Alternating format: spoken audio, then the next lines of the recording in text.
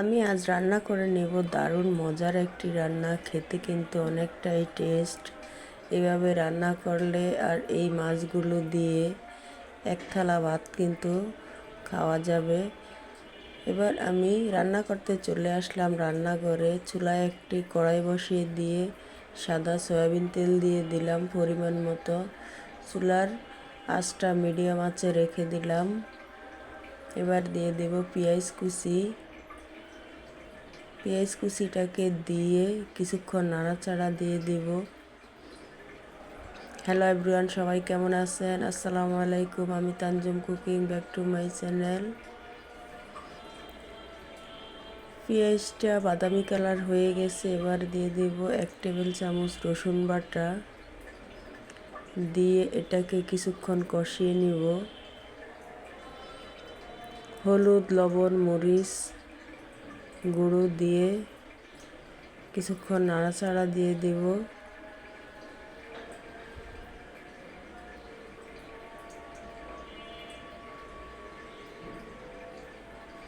এবার দিয়ে দিব কেটে রাখা আলুটাকে ভালো করে 3 বার ধুয়ে নিয়েছি।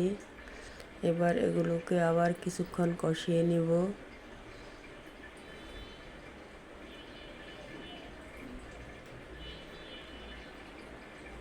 চুলার ভলিউমটাকে একটু বাড়িয়ে দিয়েছি যাতে চটপট করে কষানো হয়ে যায়।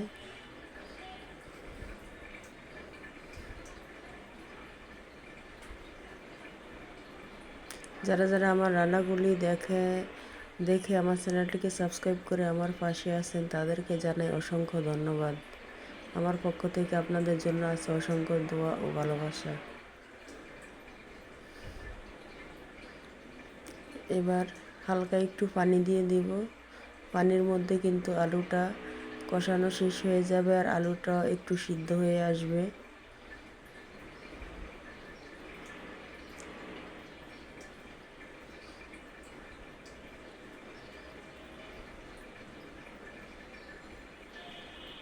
এবার দিয়ে দিব 1 টেবিল চামচ জিরার গুঁড়ো,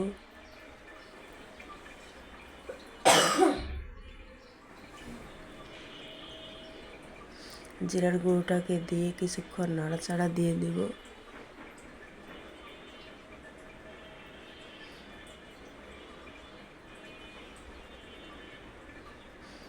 এবার কিছুক্ষণের জন্য আবার একটু নাড়াচাড়া দিয়ে দেব।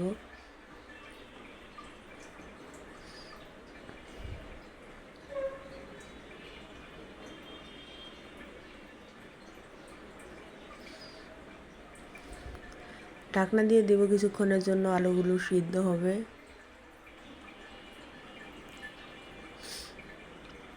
এবার দেখি আলুগুলোর অবস্থা কেমন হয়েছে। আলুগুলোকে নাড়াচাড়া দিয়ে দেখি সিদ্ধ হয়েছে কিনা। আলুগুলো কিন্তু সিদ্ধ হয়ে গেছে, প্রায় সম্পূর্ণটা হয় নাই এখনো।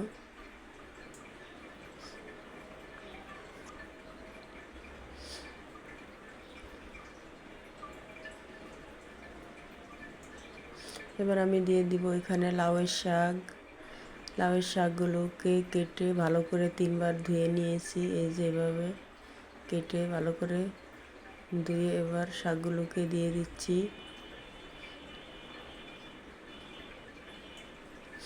আপনারা কিন্তু এভাবে বাসায় রান্না করে খেয়ে দেখবেন, খেতে কিন্তু অনেকটাই টেস্ট।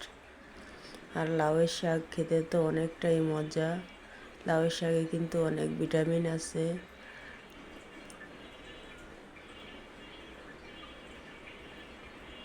আমি হালকা একটু আলু দিয়ে নিছি, কারণ বাচ্চারা তো বেশি একটা শাক খেতে চায় না। আলুটা থাকলে কিন্তু ওরা আলুটা খেতে পারবে, তাই। এবারে কিছুক্ষণের জন্য ঢাকনাটা দিয়ে দিব।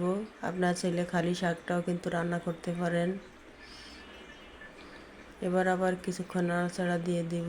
শাকটা একটু মজে আসছে।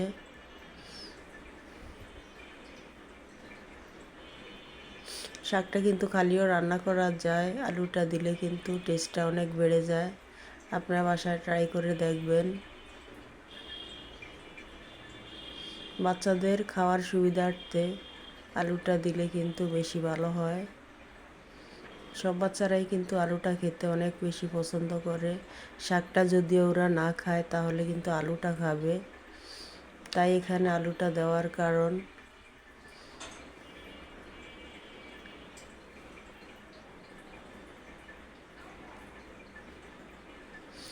এভাবে রান্না করলে কিন্তু খেতে আমার কাছে অনেকটাই ভালো লাগে, আমার বাচ্চারাও খায়। আলুটা ওদের অনেক পছন্দ, শাকটা একটু কম পছন্দ। শাক কিন্তু আমার অনেক বেশি পছন্দ। এবার আবার কিছুক্ষণের জন্য ঢাকনাটা দিয়ে এবার ঢাকনাটা সরিয়ে আবার কিছুক্ষণ নাড়াচাড়া দিয়ে দিব। এই যে এখন কিন্তু শাকটা সিদ্ধ হয়ে গেছে, ডাঁটগুলিও সিদ্ধ হয়ে গেছে।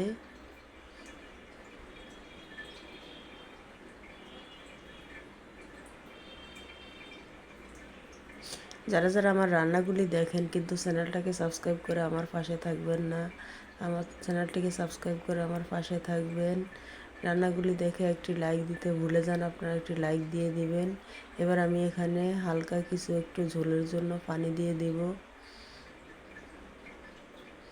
লাইক কমেন্ট শেয়ার করে দিবেন। রান্নাটি যদি আপনাদের ভালো লেগে থাকে তাহলে কিন্তু লাইক দিতে ভুলবেন না, লাইকটা কিন্তু আপনাদের দিতেই হবে।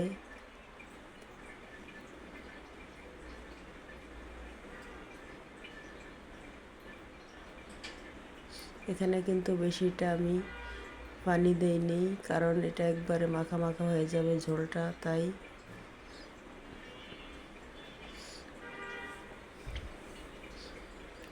এবার ঢাকনাটাকে সরিয়ে দেখি রান্নাটার কি অবস্থা। আমার রান্নাঘরে কিন্তু রোদ চলে আসছে, আমার কড়াইয়ের অর্ধেকে কিন্তু সম্পূর্ণ রোদ। আমি কিন্তু রোদে দাঁড়িয়ে রান্না করতেছি,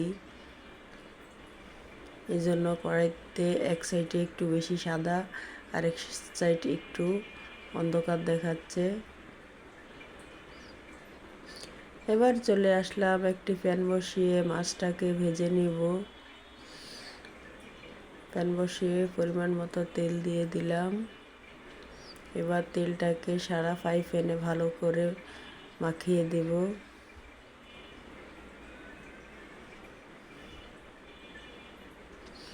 এই যে এটা হলো শোল মাছ, আমি কিন্তু হলুদ মরিচ লবণটা মাখিয়ে রেখেছি অফ ক্যামেরায়। এই যে দেখিয়ে দিচ্ছি, এটা শোল মাছ। শোল মাছ দিয়ে এভাবে লাউ শাক দিয়ে রান্না করে খেতে কিন্তু অনেক মজা। মাছটাকে কিন্তু বেশি ভাজবো না, মিডিয়াম ভাজবো। এক এক করে সবগুলো মাছ দিয়ে দিচ্ছি। সবগুলো মাছ দেওয়া শেষ।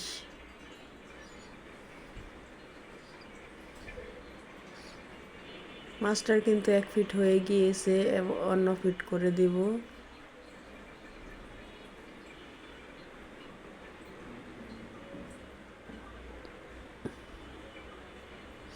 এই যে ফ্রাই প্যানটা তো কিন্তু অর্ধেকে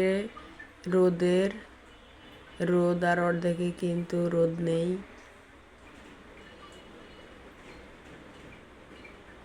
আমার পাকঘরের থাইটা অর্ধেক খোলা আর অর্ধেকটা কিন্তু বন্ধ, এই জন্য সম্পূর্ণটাতে কিন্তু রোদটা লাগেনি।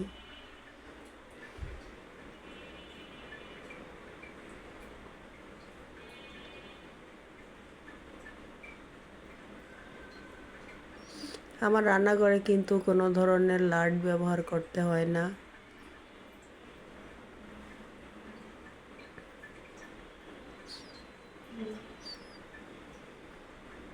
বাইরের আলোতেই কিন্তু রান্নাটা হয়ে যায়।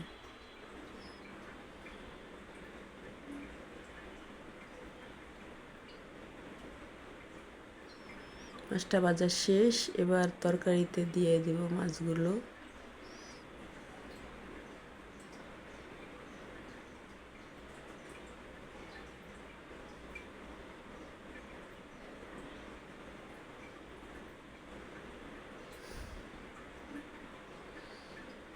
মাছগুলো সম্পূর্ণ দিয়ে দিয়েছি।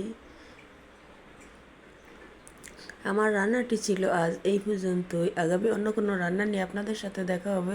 সে পর্যন্ত সবাই ভালো থাকবেন, সুস্থ থাকবেন। আল্লাহ হাফেজ।